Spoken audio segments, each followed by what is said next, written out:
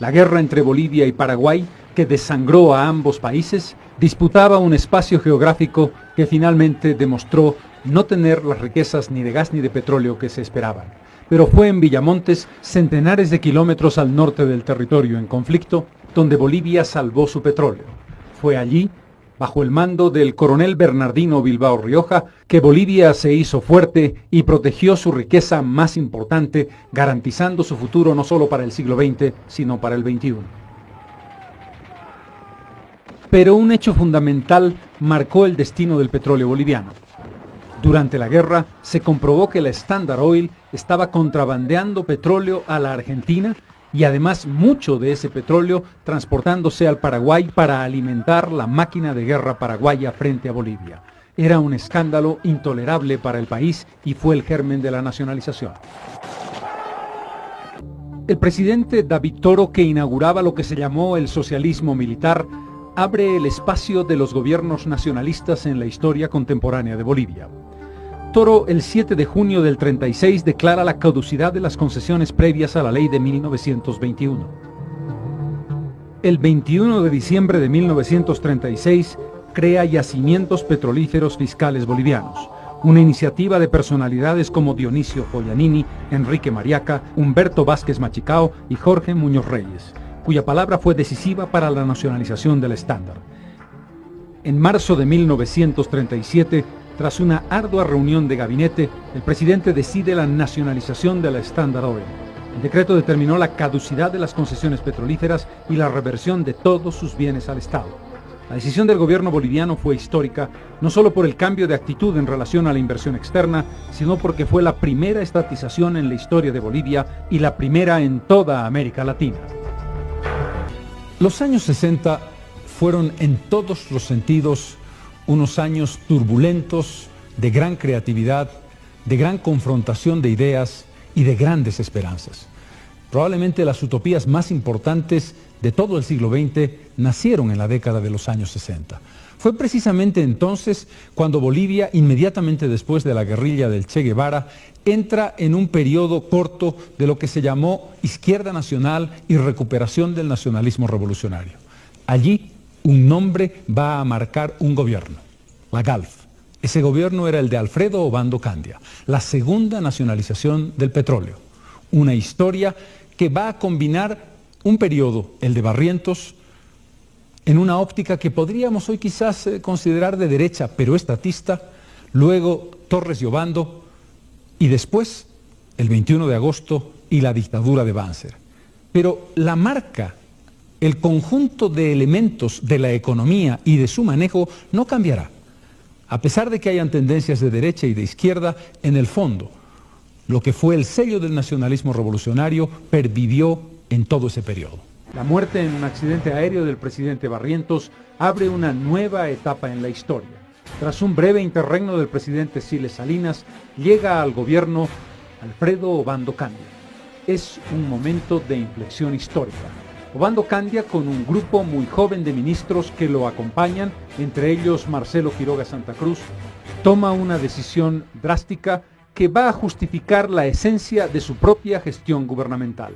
Pocos días después de posesionarse como presidente, decide la nacionalización de la Gulf Oil Company. Es el 17 de octubre de 1969. En la búsqueda de una línea de consecuencia y lealtad con los intereses obreros y populares.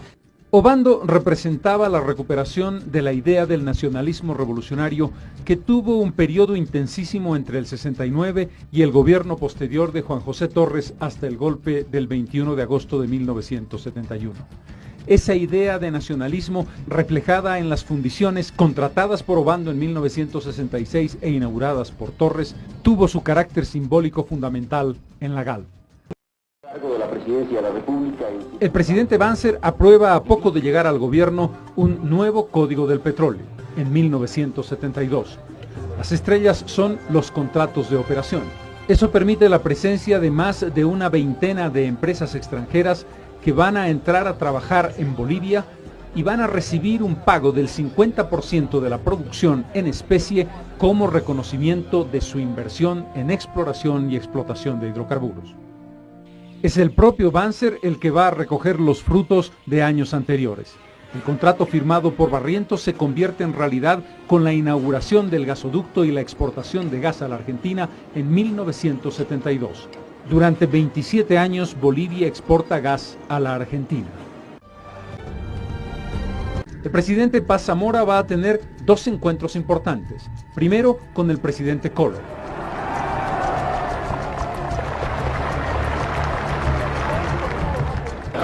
Tudo aquilo que nós iremos fazer em prol do desenvolvimento dos nossos países e em benefício dos nossos povos. Después con el presidente Itamar Franco. Allí finalmente se llega a un acuerdo para la construcción de un gasoducto entre Bolivia y Brasil. Hay dos dificultades. El tamaño del gasoducto es demasiado mezquino y el precio del gas favorece demasiado al Brasil. En tanto, está a punto de concluir el acuerdo de venta de gas boliviano a la Argentina, que tiene como fecha límite 1992. Argentina le debe demasiado dinero a Bolivia por el gas que ha consumido y no ha pagado. La solución fácil se llama borrón y cuenta nueva.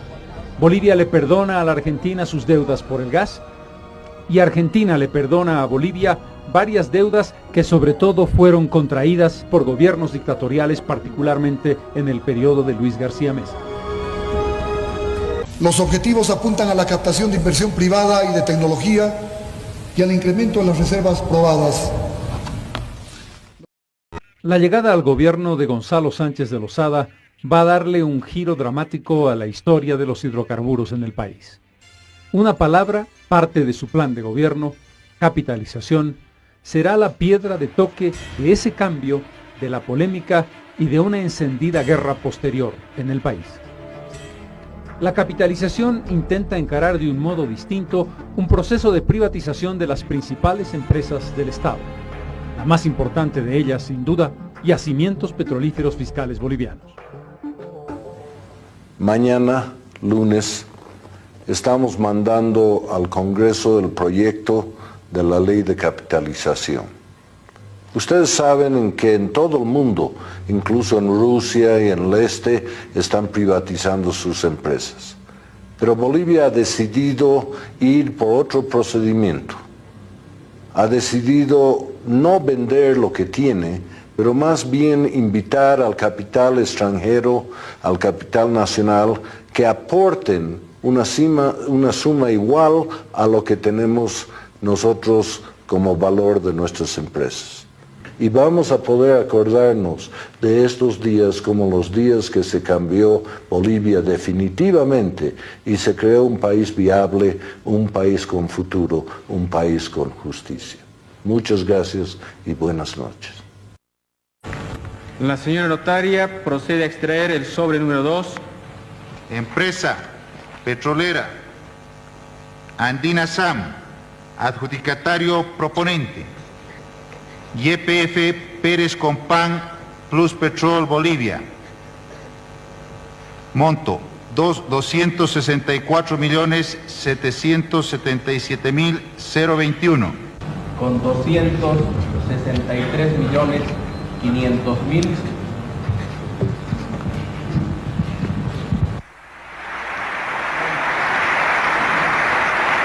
Este es un momento histórico para Bolivia. Con la capitalización de YPFB estamos culminando con éxito uno de los objetivos más importantes en la reforma del Estado boliviano, la capitalización de las empresas públicas. El contrato de venta de gas firmado por Gonzalo Sánchez de Lozada y Fernando Enrique Cardoso en 1996 se concretó en julio de 1999, cuando el presidente Banzer y el presidente Cardoso inauguraron esa venta y abrieron las válvulas del nuevo gasoducto. Configura uma etapa decisiva na progressiva consolidação de uma nova matriz energética na América do Sul, no contexto da integração regional. Irónicamente, en el segundo gobierno de Hugo Banzer Suárez, en el que participaban ADN, el MIR, Condepa, NFR y UCS, se llevó adelante la privatización pura y dura de las refinerías, quienes criticaban duramente el proceso de capitalización que había dejado el 50% en manos de un fideicomiso, entregaron el 100% de las refinerías a empresas privadas. Ni un solo centavo de esos 130 millones recibidos quedó después de su gasto en el Tesoro General de la Nación. Conocido el gran volumen de reservas de gas del país, se planteó la posibilidad de exportarlo más allá del Pacífico, México y Estados Unidos. Esto coincidió con el deseo y necesidad de Chile de contar con un gas del que es absolutamente deficitario. Las negociaciones entre el presidente chileno, Ricardo Lagos, y los presidentes de Bolivia, primero Hugo Banzer y luego Jorge Quiroga, llevaron a la posibilidad de exportar el gas por un puerto chileno, eventualmente en la localidad de Patillos. Las empresas transnacionales con inversiones en Bolivia crearon Pacific LNG, con el interés de hacer esa inversión, pero con la condición de que fuera exclusivamente por un puerto chileno. Los gobiernos de Lagos y Quiroga llegaron a lo que en diplomacia se llama un non-paper, es decir, un acuerdo no escrito con las bases fundamentales para llevarlo adelante. La oferta chilena era una zona económica especial administrada por Bolivia de aproximadamente 600 hectáreas, con la posibilidad de construir allí una planta transformadora de gas. El objetivo de Chile era consumir gas boliviano en Chile, además del gas para la exportación. La dificultad fundamental, por supuesto, es que Chile no le otorgaba soberanía a Bolivia. Con la llegada a la presidencia de Evo Morales el año 2006, se produce un salto adicional. Llegó ese día esperado, ese día histórico como es 1 de mayo, para nacionalizar todos los recursos naturales, empezando ahora, hoy día, por los hidrocarburos y por el gas natural. Nacionalizan los recursos naturales hidrocarburíferos del país. El Estado recupera la propiedad, la posesión y el control total y absoluto de estos recursos. Eso fue la historia de YPFB, nacido de la guerra del Chaco en 1935, y en el 37 nace el YPFB, porque antes los pozos petrolíferos eran privados, y en el 37 se nacionaliza los pozos petrolíferos de Bolivia. Y luego con el tiempo se vuelve a privatizar en el 56 con Víctor Paz Estensoro y Hernán Siles Suazo, y de nuevo en el 69 se nacionaliza y otra vez Banzer lo privatiza hasta la llegada de Evo Morales. El 2006, 1 de mayo, se nacionaliza los hidrocarburos. YPFB vuelve a ser de Bolivia. Pero ahora, después del golpe de Estado del 2019 al presidente de Evo Morales, con la crisis actual de la energía, están planteando privatizar. No como están buscando eufemismos, no se va a llamar privatización, ellos lo han llamado capitalización o cualquier otro nombre bonito para que la gente acepte. Pero no tanto para incentivar la exploración, que es carísima y muy riesgosa. Y sin explorar, no se encuentran nuevos campos que reemplacen a los que se van agotando. Así de simple. Y aquí está el corazón del problema. Nombres como San Alberto, Sábalo, Margarita Huacaya, estos no eran solo campos de gas, eran los motores de la economía boliviana. Pero fíjense en la diferencia entre 2000. ¿Y por qué toda esta movida? ¿Vale la pena tanto riesgo? Bueno, la razón es esta cifra, 7 TCF, 7 billones de pies cúbicos. Ese es el potencial de gas que se cree que todavía hay bajo tierra en Bolivia, esperando ser encontrado. Mucho de eso en una nueva zona de frontera que llaman el Subandino Norte. O sea, el tesoro podría estar ahí. Así que al final, todo se resume en esto. Una carrera desesperada contra el reloj. El potencial geológico está ahí. El plan para cambiar las cosas también existe. Pero la pregunta que queda flotando en el aire es, ¿hay tiempo suficiente? La caída en la producción es rapidísima, y la carrera para revertir esta crisis energética ya empezó. y de su resultado depende, ni más ni menos, el futuro de Bolivia.